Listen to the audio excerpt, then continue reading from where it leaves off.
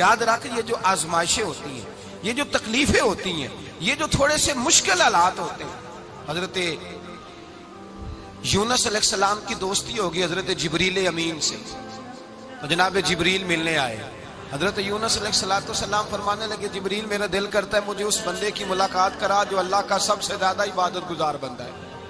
حضرت جبریل امین لے گئے دور دور فلسطین کے علاقے میں، اور لے جا کر ایک بندے سے ملاقات کرائی جس کی دونوں آنکھیں بھی کوئی نہیں تھی، دونوں بازو بھی کوئی نہیں تھی، دونوں پیر بھی کوئی نہیں تھی، اور اس بندے کی زبان پر لفظ بڑا کیا جاری تھے، یا اللہ تیرا شکر ہے، یا اللہ تیرا، بول کے کہیے یا اللہ تیرا، اے اللہ تیرا شکر ہے، شکر شکر کر رہا تھا۔ حضرت جناب سیدنا یونس علیہ السلام کہنے لگے میں نے تجھے عبادت گزار کو ملانے کو کہا تھا، تو کہاں لے آیا؟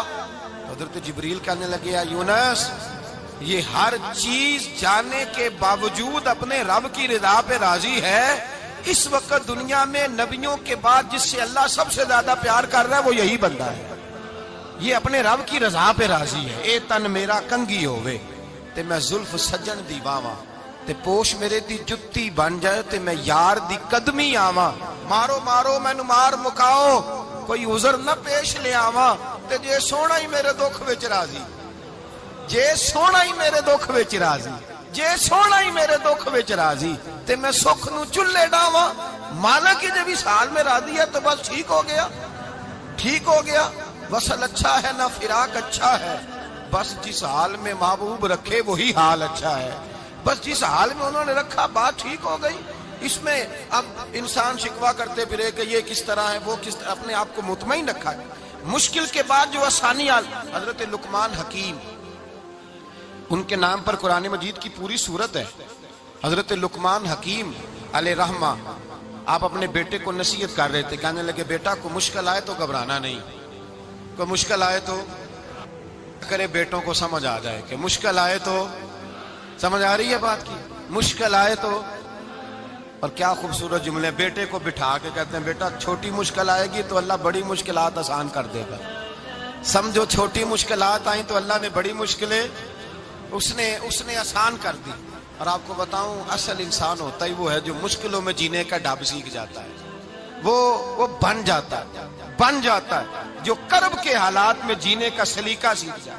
اپنے بچوں کو یہ سمجھانا، حضرت لقمان بیٹے مشکل آئے تو گھبرانا نہیں، بڑی کو ٹال دیتی ہے، وہ نیکی کا اور آسانی کا پیش خیمہ ہوتی ہے، اللہ اس کے بعد آسانی سمجھا رہے ہیں۔ کچھ دنوں کے بعد کہنے لگے آؤ فلاں اللہ کے نبی کی ملاقات کو چلے، فلاں نبی علیہ السلام سے ملنے چلتے ہیں، اس زمانے میں جو نبی تھے ان سے ملنے چلے گئے۔ بیٹے کو بات یاد تھی، گھوڑے پہ بیٹھے، امام ابن جوزی نے اس کو لکھا ہے، گھوڑے پہ بیٹھے تھے دونوں کے پاس گھوڑے تھے، اب رستہ بہت زیادہ تھا، کھانا ساتھ لے لیا، پانی ساتھ لے لیا، رستہ لمبا تھا، صحرا کا علاقہ تھا۔ جب جانے لگے تو اتنی سخت گرمی ہوئی کہ گھوڑے بھی بے ہوش ہونے لگے، اچانک ایسی گرم لو چلی کہ گھوڑے بھی، اب دونوں باپ بیٹا جو تھے وہ بڑی جوش میں تھے کہ جانا ہی جانا ہے، گھوڑے سے اتر کر کے پیدل چلنے لگے۔ اب پیدل چلتے چلتے ذرا آگے گئے تو گرمی میں جتنا بندہ پیدل چلتا ہے اتنا پیاس بھی زیادہ لگتی ہے، تو پانی پیتے رہے، کھانا کھاتے رہے، کھانا پانی بھی ختم ہو گیا۔ تھوڑا آگے چلے نا، اس قدر تکلیف بڑھی کہ حضرت جناب لقمان کے بیٹے کے پیر کے اندر ایک ہڈی پیوست ہو گئی، اتنی بڑی ہڈی تھی وہ اندر ہی چلی گئی، پیر خون کے فوارے گرنے لگے، بیٹا بے ہوش ہو گیا۔ حضرت لقمان اس کے سرانے بیٹھے تو بیٹا تھا نا، آنکھوں میں آنسو آ گئے۔ بیٹے نے آنکھ کھولی تو کہنے لگا ابا جی آپ تو صبر کرنے والے ہیں، آپ رو رہے ہیں؟ فرمایا بیٹے میں کیا کروں، میرے سینے میں جو دل ہے وہ ایک باپ کا دل ہے، تو باپ جو ہوا تیرا، تیری دکھ پر رونا آیا، بڑی مشکل سے دانت کے ساتھ ہڈی نکالی، ہڈی نکلی تو خون بھی چلا۔ صاحب زیادہ کہنے لگا حضور آپ نے تو کہا تھا ہر مشکل کے بعد آسانی ہوتی ہے، اور چھوٹی مشکل دے کے اللہ بڑی سے بچا لیتا ہے، تو ہم تو اچھے کام چلے تھے، مشکل پہ مشکل، مشکل پہ مشکل، یہ کیا ہے؟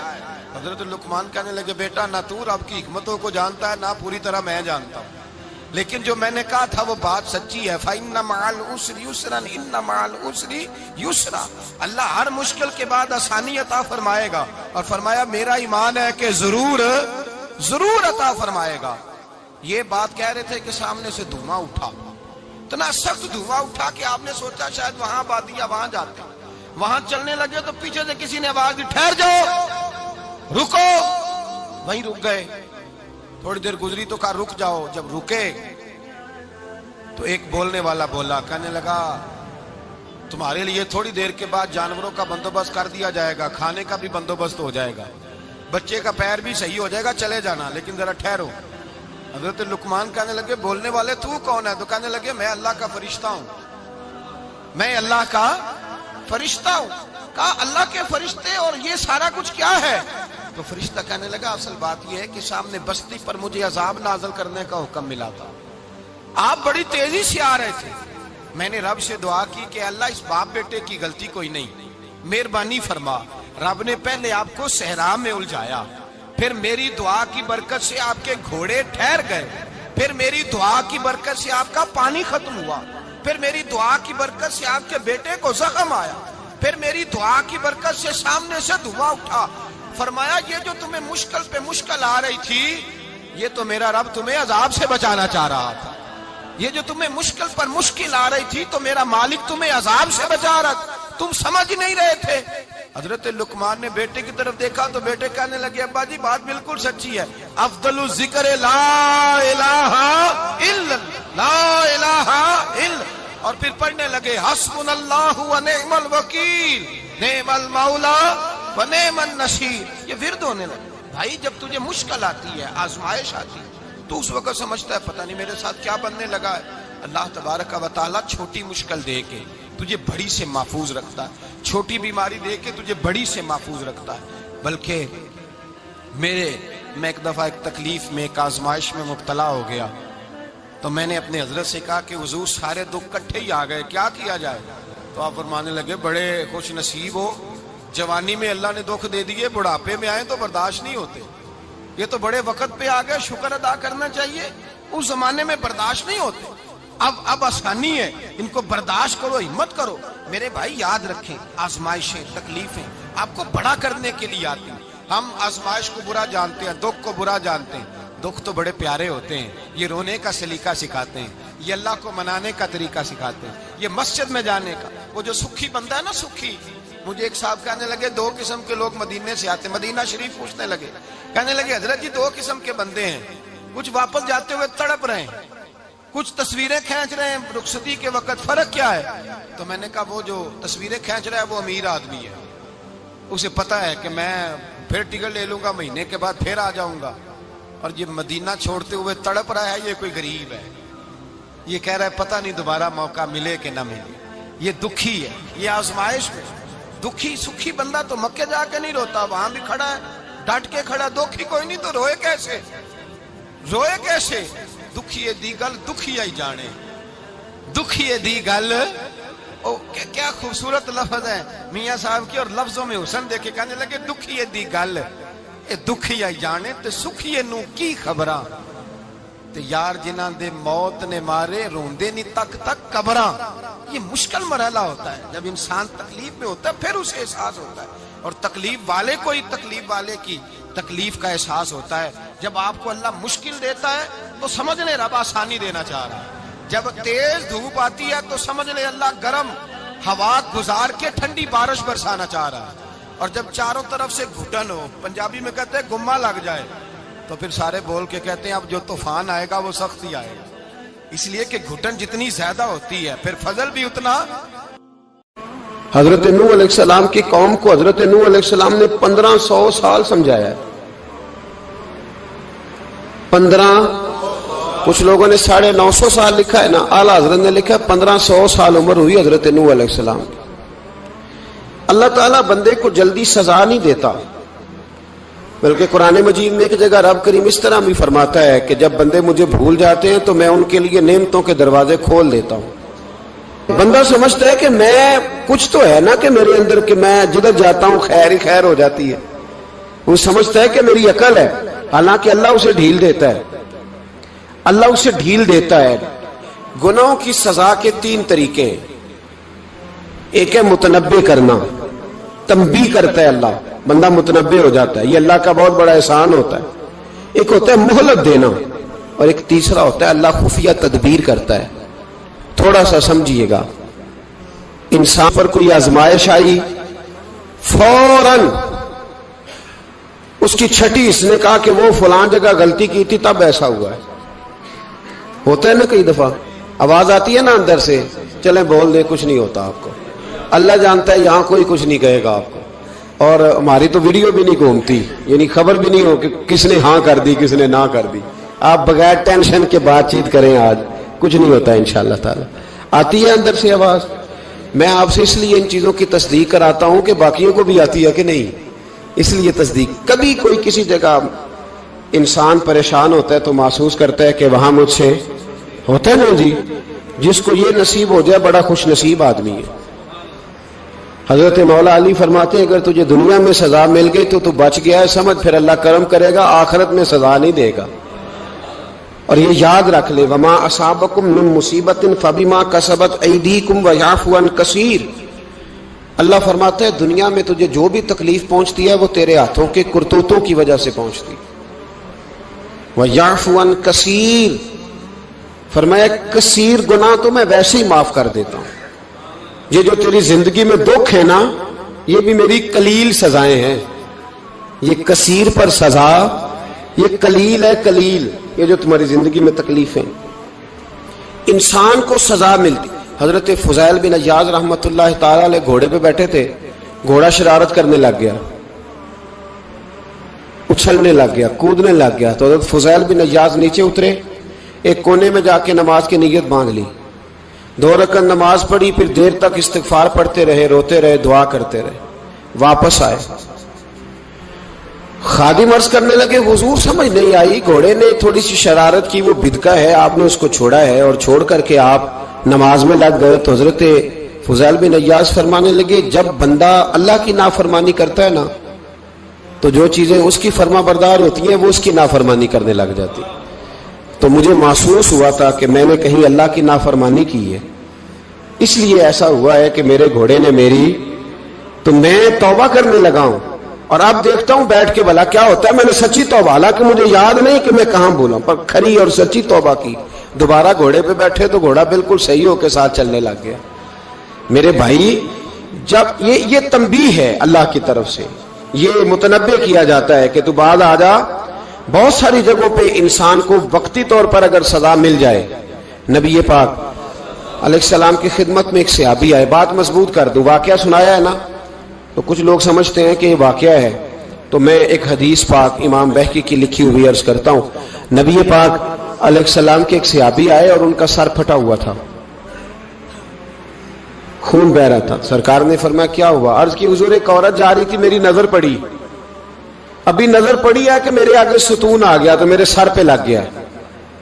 نبی پاک صلی اللہ علیہ وسلم نے فرمایا تیرے لیے خوشخبری ہے, اگر دنیا میں تیری غلطی کی تجھے سزا ملی ہے تو پھر رب تجھے قیامت میں سزا نہیں دے گا. پھر اللہ قیامت میں سزا, بعض گناہ ایسے ہیں جن کی یہاں بھی سزا ملے گی اور وہاں بھی ملے, لیکن میرے بھائی پہلی بات یہ ہے کہ اللہ تعالیٰ اس غلطی کی یہی سزا دے لے, اور دعا فرمائے اللہ تبارک و تعالیٰ یہاں بھی معافی عطا فرمائے, وہاں بھی معافی عطا فرمائے, اللہ درگزر ہی فرمائے. لیکن میرے بھائی ایک تو یہ سزا, ایک سزا یہ ہوتی ہے کہ انسان جب گناہ کرنے لگتا ہے تو اللہ نعمتوں کے دروازے کھولتا ہے, مہلت دیتا ہے. 500 سال تک فرعون کو مہلت دی. کتنے؟ یہاں جو 5 سال حکومت کر لیتا ہے وہ کہتا ہے سب سے قابل میں ہی ہوں, مجھے مہلت جو ملی ہوئی ہے. 500 سال مہلت دی اللہ تعالیٰ نے. اور فرعون کی قوم پر پتہ عذاب کس طرح کیا ہے, ٹڈیاں مسلط کر دی اللہ نے. یہ گھومتی نہیں چھوٹی سی, ہم اپنی زبان میں اس کو کچھ لوگ مختلف ناموں سے یاد کرتے ہیں, کوئی مکڑی کہتا ہے, کوئی کچھ کہتا ہے. مسلط کر دی, جاتی نہیں. ان پر بنی اسرائیل کے ان مقابل جو فرعون کی قوم تھی ان پر الزام اس طرح کا عذاب آیا کہ مینڈک مسلط کر دی اللہ تعالیٰ. برتن کھولتے تھے اندر مینڈک نکلتا تھا, دنیا کی ہر دوائی استعمال کرتے تھے لیکن مینڈک نکل آتا تھا. تھوڑا سا سمجھا کریں چیزوں کو. ہمارے رنگ نہیں زیادہ گورے کہ ہم پر عذاب نہیں آتا. کوئی بہت زیادہ اللہ تعالیٰ معاف فرمائے دولت نہیں جمع کرا بیٹھے شاہی خزانے میں کہ ہم سے پوچھا نہیں جائے گا. یہ مہلت ہے, مہلت کو مہلت سمجھو. پھر جب پکڑ آتی ہے نا اللہ کریم کی, میں نے دیکھا ہے کروڑوں روپیہ 6 औलादें। एक शख्स के बच्चे बाहर से आ रहे थे, वो बंदा बीमार था। मुझे कहने लगा हजरत जी दुआ करें मैं उनके आने से पहले पहले मर जाऊं वरना आके मुझे मार देंगे। तो दुआ करें। इतनी बेसकूनी, करोड़ों रुपया पड़ा है तो ये अजाब नहीं? कोई जरूरी है कि पत्थर ही बरसेंगे तो समझ आएगी? ये जो सगा बेटा बूढ़े बाप के करीब से गुजर जाता है, सलाम नहीं लेता, तो इसको अजाब नहीं समझते? ये जो उम्मत की बेटियां, उम्मत की बच्चियां, हमारी बच्चियां एक एक साल के अंदर 75 76 हजार बच्ची एक एक डिवीजन से भाग के शादी कर रही है और एक एक सूबे से, तो इसको आप अल्लाह का अजाब नहीं समझते? ये मामूली बात है? नहीं नहीं, हमारे रंग हो रहे हैं, हम बड़े स्मार्ट हैं। 1500 साल मोहलत दी नूह अलैहिस्सलाम की कौम को। कितने साल? बोल के बताइए, बोल के दोबारा बोलिए। 1500 साल। कोई आदमी अपनी स्मार्टनेस पे खुश ना हो जाए कि 20 साल हो गए, मैं तो नाफरमानी भी कर रहा हूं, रोटी भी पक रही है, मैं तो हराम भी खा रहा हूं, फिर भी सब ठीक है। 1500 साल मोहलत दी। फिर हजरत नूह कहने लगे अल्लाह मैंने तो बड़ा समझाया, नहीं बाज आते। तो रब करीम ने फरमाया कश्ती बनाओ। अल्लाह के पैगंबर कश्ती बनाने लगे तो कौम मजाक उड़ाने लग गई। अब क्या करने लगे हो? अब कश्ती बनाने लगे हो, खैर तो है, कौम मजाक उड़ा रही है। हजरत नूह अलैहिस्सलाम का आपने कश्ती बनाई, पानी कहां से निकला? ना बारिशें हुई, न सैलाब आए, एक तंदूर था उसके अंदर से पानी निकलना शुरू हो गया। कभी तंदूर से भी पानी निकला है, पर जब निकालने वाला चाहता है तो वहां से भी एक तंदूर से पानी निकला।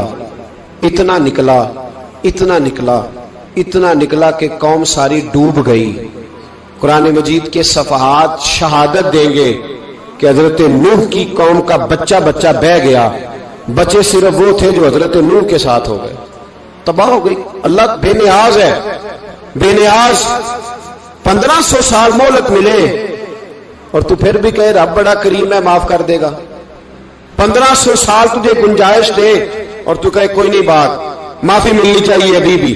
मेरे भाई, हजरत सालेह अलैहिस्सलाम की कौम, हजरत सालेह ने तबलीग शुरू की तो कहने लगे पहले मौजज़ा दिखाओ जी। आज तो नहीं ना लोग मौजज़े मांगते, आज भी लोग करामते और मौजज़े, अल्लाह माफ करे, जो चीजें मौजज़ा तो हो नहीं ना सकता, लेकिन आज भी लोग, आप यकीन करें, कहते हैं ये बड़ी नमाजें पढ़ता है तो फिर बख्शा क्यों नहीं गया, फिर क्यों नहीं मन्नो सलवा क्यों नहीं उतरा इस पर, फिर मैं भी उसी तरह ही हूं, क्या इसके अंदर खूबी आ गई? मौलवी भी वैसे ही है, सूफी भी वैसे ही है। लोग मांग नहीं रहे, लोग दलीलें मांग नहीं रहे, अभी भी लोग बहस नहीं करते। क्या फर्क आ गया जी? वैसे ही हैं सारे। अल्लाह ताला से डरना चाहिए। हमें सामने वाले की तरफ देखकर सही होने का हुक्म नहीं है, हमें अपनी इस्लाह का हुक्म है। अपनी तरफ देख के अपने आप को ठीक करने का। इल्जाम लगा के गुजर जाना, इसका कोई मतलब? सुनो और याद रखो, हजरत सालेह अलैहिस्सलाम से कहने लगे पहले मौजज़ा दिखाएं, तो हजरत सालेह अलैहिस्सलाम ने फरमाया ऊंट कहां से पैदा होते हैं? कहा ऊंटनी के बतन से। फरमाया आओ मैं तुम्हें पहाड़ के अंदर से ऊंटनी पैदा करके दिखाता हूं। कहां से? पहाड़ के अंदर से। हजरत नूह साथ लेके गए तो पहाड़ के अंदर से ऊंटनी निकली और ऊंटनी भी गाभन थी, उसके पेट में बच्चा, और ऊंटनी इतना दूध देती थी कि सारी बस्ती दूध पी जाती थी, फिर भी दूध बच जाया करता था। लेकिन हजरत नूह अलैहिस्सलाम ने फरमाया अब तुमने देख तो लिया ही इसे, ये जितना दूध देगी रोटी भी उतनी खाएगी। एक दिन तुम सारे पानी पियोगे, एक दिन ये सारा पानी पिया करेगी। एक दिन तुम सारे बाकी जानवरों को घास खिलाओगे, एक दिन ये ऊंटनी। और ऊंटनी का नाम क्या? नाकत अल्लाह, अल्लाह की ऊंटनी। किसकी ऊंटनी? नाम क्या है? अल्लाह की। ये अल्लाह की ऊंटनी है। तो हजरत नूह अलैहिस्सलाम की ऊंटनी फरमाया इसकी बेअदबी ना करना। बाज नहीं आए लोग, बाज नहीं आए। कहने लगा जी दूध देना तो ठीक है, पर ये जो सारा पानी पी जाती है ना, ये सही नहीं। ये जो सारी घास खा जाती है ये नहीं ठीक। दूध देना तो ठीक है पर ये नहीं सही। आपने फरमाया इसे कुछ ना कहना, अल्लाह की ऊंटनी है। मैं कहा करता हूं उन लोगों ने नाकातुल्लाह की बेअदबी की। हजरत नूह अलैहिस्सलाम की ऊंटनी की टांगे काट दी सालेह अलैहिस्सलाम की। اور دیکھو اللہ بڑا بے نیاز ہے، اگر پیدا کرنا جانتا ہے تو حفاظت کرنی نہیں جانتا. لیکن رب کریم نے فرمایا نہ کرنا. انہوں نے ان کے پیر کاٹ دیے، کانوں پہ چھریاں لگائیں. اونٹنی جب مر گئی، اونٹنی اللہ تبارک و تعالیٰ کی وہ اونٹنی جب مر گئی تو حضرت صالح علیہ السلام کی قوم پر رب کریم نے زلزلہ بھیجا. اذا زلزلت الارض زلزالہا، جب زلزلے آئیں گے اور جب ان کا زلزلہ آنا زلزلہ آتا ہے نا، کیا کرتی ہے قوم؟ لا الہ الا اللہ، لا الہ الا اللہ، کلمے جاری ہو جاتے. بلکہ ایک دفعہ ایسا بھی ہوا کہ مسجدوں میں اعلان ہونے لگے زلزلہ آ رہا ہے. جو فجر کے لیے نہیں اٹھے زلزلے کے لیے وہ بھی اٹھ گئے. جن کا دعویٰ ہے نا میری سویرے آنکھ نہیں کھلتی، ان کی لگی نہیں کتنے گھنٹے، بعد میں بھی نہیں لگی. ٹی وی پہ اعلان ہوتے رہے کوئی نہیں آ رہا، سو جاؤ چپ کر کے. لیکن آنکھ لگی. موت سے تو ڈرتا ہے، اللہ سے ڈرتا ہی نہیں. موت کا خوف ہے، رب کا نہیں. زلزلہ آیا، ساری قوم تباہ ہو گئی. بتاؤ اگر ناقت اللہ کی گستاخی ہو تو اللہ ناراض ہو جاتا ہے، اور اگر اولیاء اللہ کی ہو، اگر اولیاء اللہ کی ہو تو رب ناراض نہیں ہوتا. شرم نہیں آتی لوگوں کو داتا صاحب کی بے ادبی کرتے، شرم نہیں آتی لوگوں کو غوث اعظم کی گستاخی کرتے، حیا نہیں آتی جنہوں نے دین پھیلایا ان کی بے ادبی. میں درد سے کہتا ہوں، رو کے کہتا ہوں، اور اگر کلیجہ پھٹ سکے تو میں دکھاؤں زخم کتنے. ایک حج کے موقع پر ایک بابا جی، اس سال 4,80,000 روپے کا پرائیویٹ حج تھا، اور بابا جی کی کیفیت کمزور تھی، بیچارے بیمار تھے. اس کے باوجود وہ گئے. بوڑھے آدمی، جا کے بیٹھیے، بزرگ، اور کتنی مشکل ہے وہاں منا، مزدلفہ، عرفات، طواف زیارت، کتنا مشکل کام ہے طواف زیارت کرنا، طواف وداع کرنا. کس کٹھن سے حج کیا، بڑھاپے میں پیسے بھی لگائے. اور جب وہ روضہ رسول پہ گئے صلی اللہ ہو، اور انہوں نے جا کے نبی پاک صلی اللہ علیہ وسلم کے روزے کی طرف منہ کر کے درود شریف پڑھا تو ایک ملا نے اٹھ کے کہہ دیا تو مشرک ہے. تو میری روح کانپی. میں نے کہا تجھے شرم نہیں آئی، حیا نہیں آئی؟ اس کی عمر دیکھ، کس بڑھاپے میں کہاں سے چلا، کہاں آیا. یہ مشرک ہوتا تو کسی مندر میں جاتا، یہ مشرک ہوتا تو کسی گرجے میں جاتا. یہ مشرک نہیں، یہ مومن ہے. اور یہ وہ والا مومن ہے جس کے سینے میں دل جب دھڑکتا ہے تو خالی دھڑکتا نہیں، ساتھ وہ محمد عربی پہ درود و سلام بھی پڑھتا ہے. شرم نہیں آتی لوگوں کو؟ اتنی بڑی گستاخی کرتے. جو روزہ رسول پہ آیا مشرک ہے. میں نے تو مولوی کو صاف صاف کہا تھا، میں نے کہا اگر میں مشرک ہوں تو نکالو، مشرک کا داخلہ تو یہاں ویسے ہی منع ہے. شرم نہیں آتی؟ اپنی زبان کا ایک پاس کرو کچھ. اتنا ظلم، اتنی بڑی فرقہ واریت امت میں، اتنا امت کو تقسیم کرتے ہو، تمہیں شرم نہیں آتی؟ جہاں سے اتحاد کا پیغام دینا چاہیے وہاں سے تم لوگوں کو فرقے کا پیغام دیتے ہو، ایک مقصود فرقے کی تبلیغ کرتے ہو. خدا را تو میں کہہ رہا ہوں ناقت اللہ کی بے ادبی پہ عذاب آتا ہے، تو اولیاء اللہ کی بے ادبی پہ نہیں آتا. داتا صاحب ساری زندگی تبلیغ کرتے رہے، ایک آدمی نے اٹھ کے کہہ دیا جناب وہ تو شرک کا اڈا ہے، تو رب کریم ناراض نہیں ہوتا ان باتوں سے؟ ہمیں خیال کرنا چاہیے، اللہ سے ڈرنا چاہیے. ان چیزوں سے عذاب آتا ہے اور آ رہا ہے. اللہ تعالی ہمیں محفوظ فرمائے. اللہ ہمیں اس سے، قوم لوط پہ بھی عذاب آیا. ہم جنس پرستی، مرد مردوں سے بدکاری کرتے. حضرت نوح نے سمجھایا کہ یہ کام درست فطرت کے خلاف ہے، یہ کام درست نہیں. جب انسان یہ کام کرتا ہے تو زمین اور آسمان کانپتے ہیں. اب میں کیسے کھول کے بتاؤں؟ میرے پاس اعداد و شمار ہیں کہ پاکستان کے اندر اس کام کی کیفیت کیا ہے اور کس طرح کر کے لوگ، میں تو رونا روتا رہتا ہوں داڑھی کا. لوگ کئی دفعہ کہتے ہیں حضرت صاحب پہلے بھی آئے تھے تو داڑھی کی بات، پھر بھی آئے تو داڑھی کی بات. تو میں رونا روتا ہوں، اس لیے روتا ہوں کہ جو کلین شیو نوجوان ہوتا ہے وہ امرد کے حکم میں ہے، اس پر وہی حکم لگتا ہے جو عورت پہ لگتا ہے. اس کے ساتھ مرد کا اٹھنا بیٹھنا اسی طرح ناجائز ہے جس طرح عورت کے ساتھ. حضرت جنید بغدادی رحمت اللہ تعالی علیہ کے سامنے ایک شخص نے کہا وہ کتنا خوبصورت نوجوان جا رہا ہے، تو آپ فرمانے لگے تو حافظ قرآن نہیں؟ کہا ہاں. فرمانے لگے جا اپنے حفظ کی خیر بنا. وہ شخص کہتا ہے میں نے اس بغیر داڑھی والے کلین شیو نوجوان کو بری نظر سے دیکھا، مجھے قرآن پاک ہی بھول گیا، سارا قرآن پاک بھول. اور کتنے سال میں دعائیں کرتا رہا, بیت اللہ کے طواف کرتا رہا, میں یاد بھی کرتا تو نہیں ہوتا. کیسے اب تو ہمارا نعت کہاں بیوٹی پارلر سے ہو کے آتا ہے, ہم کسی اور کو کیا پیغام دیں. وہ پیغام, وہ نظام, وہ طریقہ کار جس کا حکم تھا شریعت میں, قوم لوط پر عذاب آیا. صحیح بیٹھتے ہوں گے بچے جو موٹر سائیکلوں پہ بیٹھتے ہیں. میں نے گجرانوالہ کی سڑکوں پہ بچوں کو, نوجوانوں کو جو تماشے کرتے سرے عام دیکھا ہے تو مجھے ڈر لگتا ہے. اور کوئی روکنے والا نہیں, شغل ہو رہا ہے, ہنس رہے ہیں, اور سامنے عورتیں بھی ہیں, سب ہو رہا ہے. کتنی تکلیف کی بات. حضرت نوح کی قوم یہ کام کرتی تھی, قرآن پاک نے بیان کیا ہے. حضرت نوح نے سمجھایا, فرمایا رب کریم نے تمہیں اپنی خواہش پوری کرنے کے لیے جائز طریقہ عطا فرمایا, عورتوں سے نکاح کرو, اور اس نکاح کی برکت سے جو اللہ تمہیں اولاد دے گا اس کو اللہ تبارک و تعالیٰ تمہارے لیے باعث بخشش بھی فرمائے گا. لیکن جب قوم نہ مانی تو جو قوم میں لوط کا عمل کرے اس کا علاج قرآن نے بیان فرمایا کہ آسمان سے پتھر برسیں گے. پھر پتھر برسے اور جن کے بڑے بڑے اچھے دماغ تھے ان کے دماغ چکنا چور کر دیے گئے, تباہ کر دیے گئے, ان کے دماغ زمین پر بچھاڑ دیا گیا.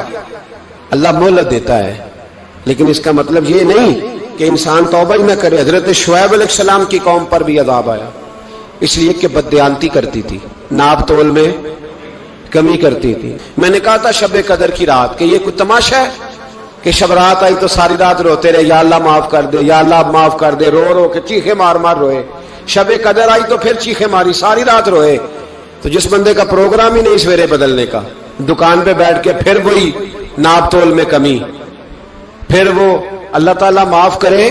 میں ایک مضمون پڑھ رہا تھا تو وہ فوڈ کے اسپیشل لوگ تمہیں لکھا تھا مہربانی کرو ملاوٹ ہی اچھی چیز کی کر لو, مرچ میں کیری تو نہ ملاؤ اینٹوں کی, وہ تو بیمار کرتی ہے, وہ تو خون کی آنتوں کو روک دیتی ہے. وہ کہنے لگا, اور وہ کہتا ہے میں تمہیں بتاتا ہوں کون کون سی چیز ملائی جا سکتی ہے, وہ ملا لو. خدا را اس قوم پہ رحم کرو, مہربانی. ایک دوست ہے ہمارے, میں وزیر آباد میں ان کے گھر بیٹھا تھا تو ایک میڈیکل, میرا کسی شخص پہ اعتراض کرنے کا میں مجموعی بات کرتا ہوں. میں ایسے ڈاکٹروں کو جانتا ہوں جو اللہ تعالیٰ فضل کرے سچ مچ کے نیک ہیں, اچھے لوگ. تو بچے کا میڈیکل سٹور ہے, تو والد بیمار ہو گیا, تو وہ کہتا ہے ابا جی ڈاکٹر صاحب نے کہا آپ کو ڈرپ لگنی ہے. تو سگے باپ کو ڈرپ لگانے لگا تو باپ کیا کہتا ہے پتر تیری مہربانی مینوں کوئی اصلی لائی, وہ نہ لائیں جڑی لوکاں نو لانا ہے. اب وہ پیار سے سنا رہا ہے بات. میں نے اسے کہا کہ یہ تو ڈوب مرنے کا مقام ہے نا, ڈوب مرنے کا مقام, کہ جس ملک کے اندر دوائی بھی صحیح نہ بکے, اصلی نہ ملے دوائی بھی, اور پھر وہ قوم کہے کہ ہم نے تو پورے روزے رکھے, ہم نے تو بڑا صدقہ اور خیرات کیا, دوائی بھی اصل نہ ملے. جناب شعیب علیہ السلام کی قوم ناپ تول میں کمی کرتی تھی, تو اللہ تبارک و تعالیٰ نے ان پر بتا عذاب کس طرح کا بھیجا. شدید گرمی ہوئی, اللہ ہمیں محفوظ فرمائے. سارے آمین کہہ دیا. دیکھیں کتنا اچھا موسم کر دیا رب کریم, اللہ ہمیں محفوظ فرمائے, اللہ رحمت فرمائے. شدید گرمی کی لہر آئی, باہر اتنی گرمی ہوئی کہ لوگ اپنے گھروں میں گھس گئے. جس طرح سورج کی شعائیں گھروں کے اندر داخل ہو جاتی ہے, اس طرح گرمی کی لہر اندر داخل ہوئی. اور جس طرح کسی کو آگ لگ جائے تو وہ آدمی اچھلتا کودتا ہے نا, اس طرح یہ لوگ اچھلنے لگے اور اچھل کود کے مر گئے. جرم کیا تھا؟ ناپ تول میں کمی کرتے. حضرت داؤد کی قوم بھی تباہ ہوئی. جرم کیا تھا؟ ہفتے والے دن مچھلیاں نہیں پکڑنی تو یہ پکڑتے تھے.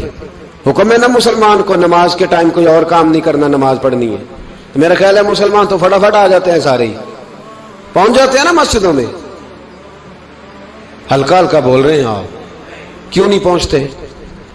اگر حضرت سیدنا, اور پتہ انہیں سزا کیا ملی؟ اللہ نے فرمایا اس ٹائم عبادت کرنے میں کام نہیں کرنا, وقت نہیں ہے کام کا.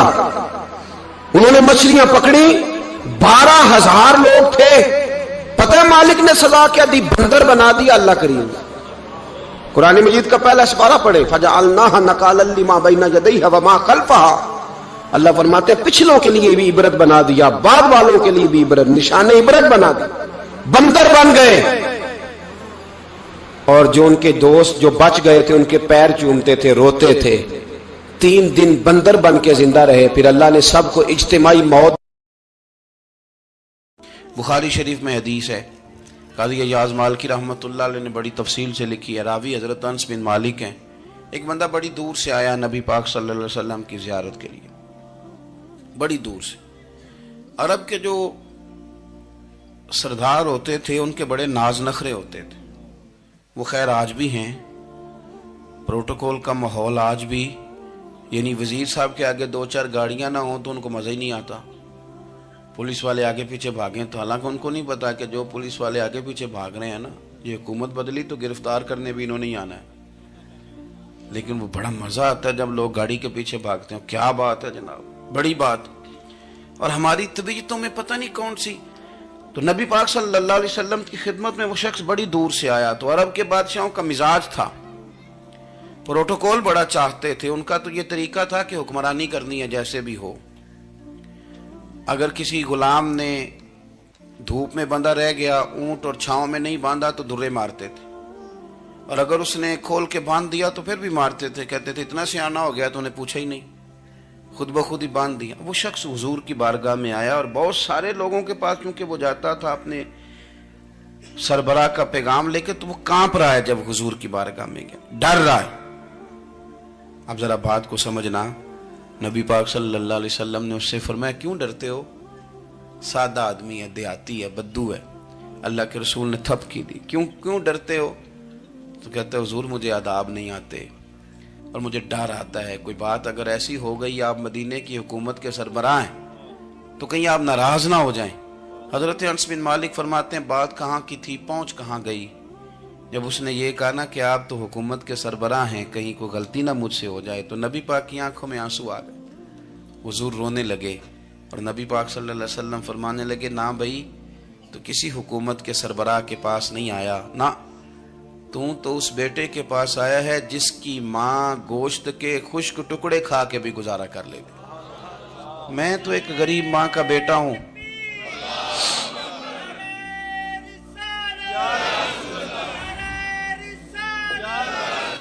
بھائی اگر آپ کا یہ ذوق بن جائے، دیکھو نا آج تو لوگ بھول جاتے ہیں نا، کپڑے بدل لیتے ہیں تو وہ سمجھتے ہیں کہ شاید سارا کچھ ہی بدل گیا، یعنی گاؤں سے آ کر پڑھنے والے بھول ہی گئے ہیں کہ کس کی ماں نے کتنا زیور بیچا تھا۔ لوگ بھول جاتے ہیں چیزوں کو، اپنے ماضی کو یاد رکھیں، آپ لوگوں کے ساتھ پیار کریں، آپ لوگوں کو موقع دیں، آپ تھوڑی سی اور کوشش کریں اس شخص تک جانے کی جو آپ کو مایوس نظر آ رہا ہے، پریشان نظر آ رہا ہے۔ یہ ہمیں میلاد والے محبوب صلی اللہ علیہ وسلم نے درس دیا۔ ایک اور پہلو، حضور سید عالم صلی اللہ علیہ وسلم نے، ہمارے ہاں نا ابھی بھی برادری کی تقسیم ہے، ابھی بھی، اور کچھ میں نے ایسے کمزور لوگ بھی دیکھے، یہ اس طرح کی حرکتیں ہارے ہوئے لوگ کرتے ہیں، ہارے ہوئے لوگ جو اپنے آپ کو سمجھتے ہیں کہ میں کوئی بڑا آدمی ہوں۔ بڑا آدمی تو اپنے اخلاق سے ہوتا ہے، اپنے کردار سے ہوتا ہے، اپنی سخاوت سے ہوتا ہے، لوگوں سے پیار کرنے سے ہوتا ہے۔ باقی یہ کہ بیٹھ کے کہانی سنانا کہ میں بڑا کچھ کرتا ہوں، تو جو کچھ کرتا ہوتا ہے اسے سنانے کی کوئی ضرورت ہے؟ ایک اور بہت سارے لوگ آپ تعزیت کرنے جائیں نا والد کے انتقال کے بعد، تو ان بیچاروں کو بتانا پڑتا ہے کہ ابا جی میرے بغیر دوائی نہیں کھاتے تھے۔ تو میں کہتا ہوں اگر تیرے بغیر نہیں کھاتے تھے پھر بتانے کی ضرورت نہیں، پھر تو سارے گاؤں کو پتا ہوگا کہ تیرے بغیر نہیں کھاتے تھے۔ اور اگر کوئی دال میں کالا ہے تو پھر تیری وضاحت کوئی بندہ قبول نہیں کرے گا۔ تو آپ کو بتانا کیوں پڑ رہا ہے؟ اور آپ بار بار اس بات کا ذکر کیوں کر رہے ہیں کہ ہم بہت بڑے قبیلے کے ہیں؟ صاحب اگر آپ بڑے قبیلے کے ہیں تو پتہ ہوگا سارے علاقے کو آپ کتنا لوگوں کا خیال کرتے ہیں، آپ کس قدر محبت کرتے ہیں، آپ کا انداز کریمانہ کس طرح کا، پھر آپ کو بتانے کی کوئی ضرورت نہیں ہوتی، پھر خود بخود خبر ہوتی۔ حضرت سیدنا ابو ذر غفاری رضی اللہ تعالیٰ عنہ، قبیلہ بنو غفار ایک بڑی شاخ تھی قبیلوں میں سے، جو لوگ اس زمانے میں مالدار قبیلوں سے تعلق رکھتے تھے، ان میں سے ایک بڑا نام تھا۔ ساری زندگی چودراہٹ کی، لیکن میلاد ایک انقلاب کا نام ہے۔ میں میلاد منانے والے دوستوں سے گزارش کرتا ہوں کہ آپ ہر سال میلاد منائیں، اور ہر سال میلاد کے بعد آپ تھوڑے بدل بھی جائیں، یعنی تھوڑے سے بدل جائیں۔ کچھ لوگ کہیں یار یہ داڑھی میں نے نا 12 ربیع الاول والے دن رکھی تھی، یہ میری میلاد والی داڑھی ہے، اور داڑھی رکھیں بھی نبی پاک کی مرضی کی۔ کس کی مرضی کی؟ نہ ناراض ہو جائے جی میں ٹور چلا، بس کس مرضی کی جی؟ اپنی مرضی کے نہیں۔ दाढ़ी का वजन को नहीं होता कि पूरी मुट्ठी रखेंगे तो आपको कोई दिक्कत होगी, इनको कोई वजन नहीं, पूरी रखें। जो हुजूर का तरीका मुबारक है जो हमें मिलता है उस पर आप तवज्जो फरमाएं। तो मैं जो बात अर्ज करने जा रहा हूं वो मिलाद इनकलाब है। हुजूर सैयद आलम सल्लल्लाहु अलैहि वसल्लम की बारगाह में आने से पहले लोग कुछ और होते थे और यहां से होके जाते थे तो फिर उनमें तब्दीली आती थी।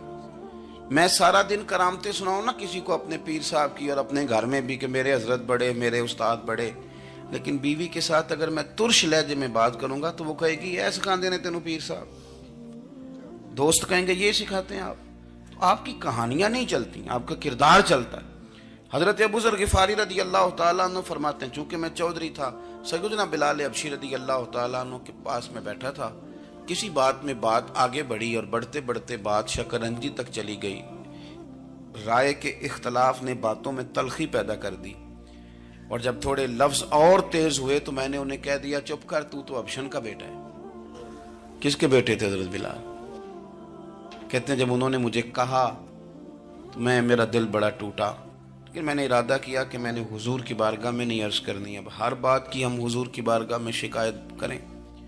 लेकिन मैं जाके मस्जिद में बैठा और जब सरकार आए ना, इरादा नहीं था कि अर्ज करूंगा, लेकिन हुजूर का चेहरा देखा तो दुख मेरा खुद ही ताजा हो गया। रोने का भी तो तब ही मजा आता है ना कोई अपना मिले तो।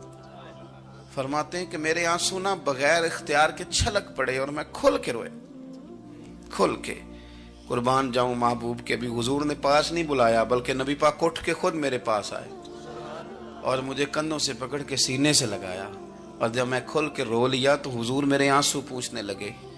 कुछ शेर ऐसे होते हैं जो किसी ने कहे होते हैं और कहने वाला जो होता है वो साहिब हाल होता है, तो उसमें कुछ खूबसूरती ज़्यादा ही हो जाती है। एक पंजाबी के शायर हमारे गुजरात में गुजरे, बुजुर्ग थे, उनका एक शेर है, वो कहते हैं, एक वारी मेरी आँखियाँ चों ਉਹਨਾਂ ਨੇ अथरू पूंजे सन।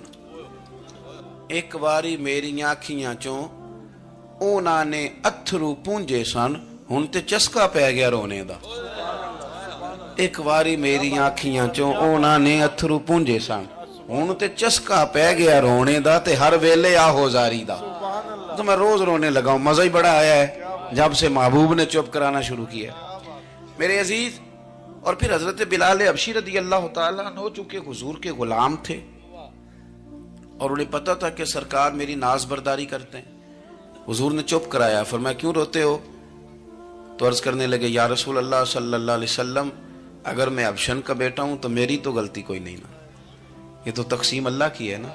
अल्लज़ी खलक़का फसव्वाका फअदलक फी अय्यि सूरतिन मा शाअ रक्कबक।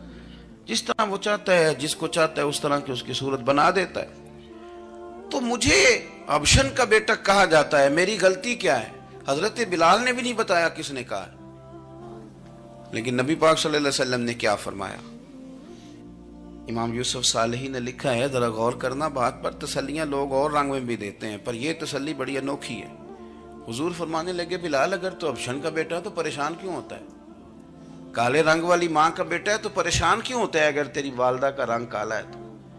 अर्ज की, हुजूर आप क्या फरमाना चाहते हैं? तो सरकार फरमाने लगे, मैं दो माओं का बेटा हूं, एक जनाब आमना जिन्होंने मुझे पैदा किया और एक हजरत उम्मे ऐमन जिन्होंने मेरी परवरिश की, मुझे बड़ा किया।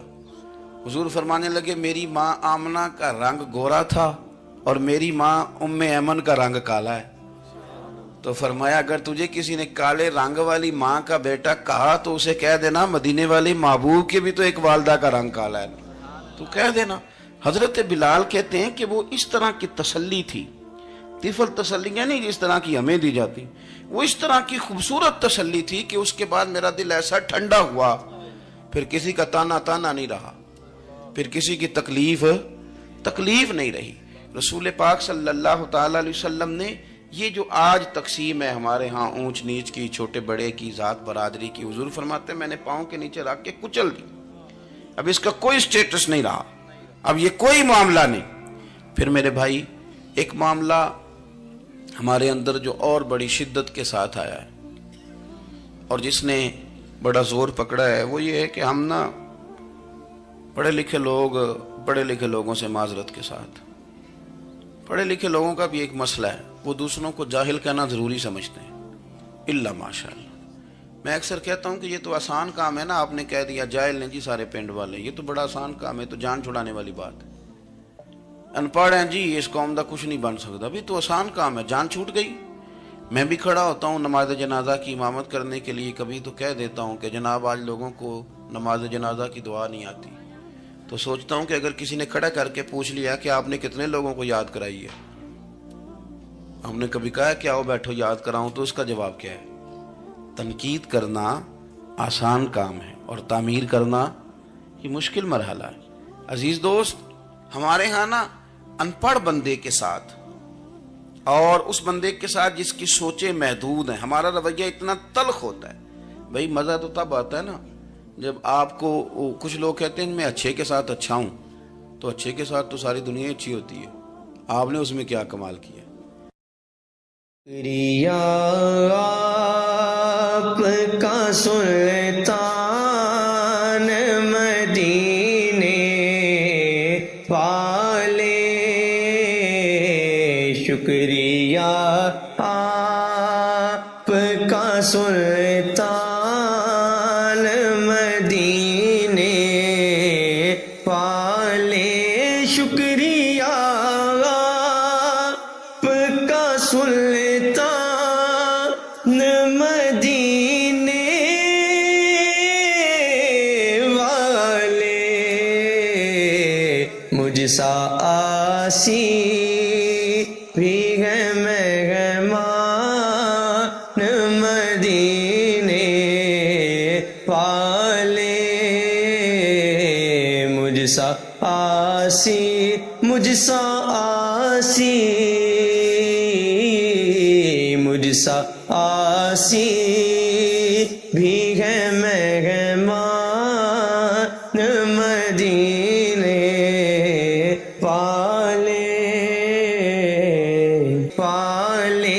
شکریہ آپ کا سلطان مدینے والے، مجھ سا آسی بھی ہے مہمان مدینے والے، مجھ سا آسی، مجھ سا آسی، مجھ سا آسی بھی ہے